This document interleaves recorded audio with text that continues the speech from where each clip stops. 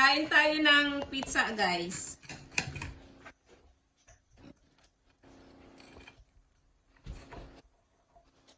You want frozen?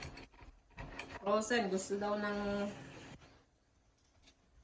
pizza rin daw sa frozen.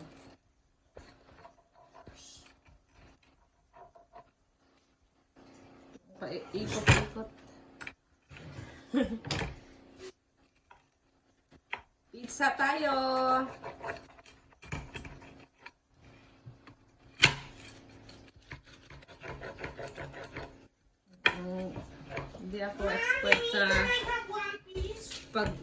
Hindi ako expert sa pag-slice ng pizza, guys.